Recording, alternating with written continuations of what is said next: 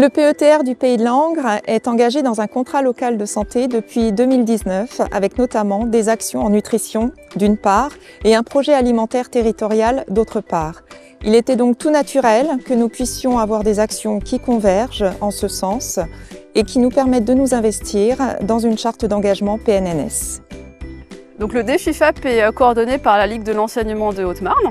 C'est une démarche qui a été mise en place par la Fédération nationale de l'agriculture biologique, déclinée régionalement par Bio en Grand Est, et dont l'objectif est d'accompagner des foyers du territoire à augmenter leur consommation de produits alimentaires biologiques.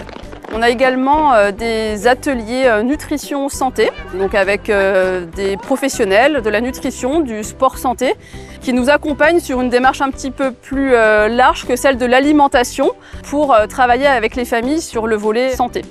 Le défi FAP, c'est un vrai succès sur le territoire, c'est la deuxième campagne qu'on mène et les familles ont toujours plaisir à se retrouver autour d'un moment convivial, le temps d'un atelier, d'une visite, d'un partage.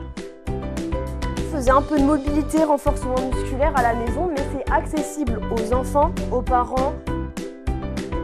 Donc aujourd'hui, j'interviens dans le cadre du défi foyer alimentation positive, donc pour faire un atelier sur la nutrition, donc suite à l'atelier sur l'activité physique qui a eu lieu juste avant. Donc l'idée, c'était de présenter en fait les différents repères du PNNS aux familles pour qu'elles puissent faire en fait des choix éclairés en termes d'alimentation. Donc les objectifs, c'est déjà de prendre connaissance des différents repères pour pouvoir ensuite du coup les mettre en œuvre au quotidien.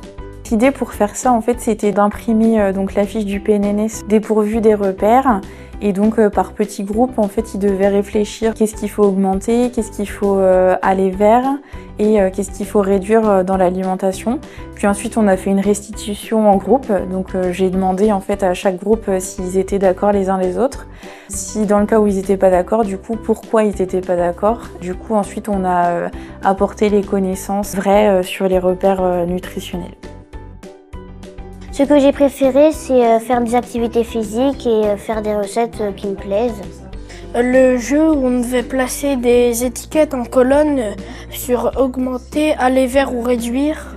Je me suis lancée dans ce défi parce qu'en fait, je voulais me rassurer surtout par rapport à mes pratiques et notamment par rapport aux enfants, être sûre de les nourrir avec plutôt du bio, plutôt du local, mais c'est pas toujours évident. Et puis aussi parce que je suis enseignante et que du coup, je pense que ça peut aussi me servir dans le cadre de mon métier pour développer ça aussi chez les enfants, l'approche des repas, de la nourriture et puis le manger équilibré. Et puis toutes les petites activités sportives qu'on a fait aujourd'hui aussi, ça peut servir, être réinvesti aussi.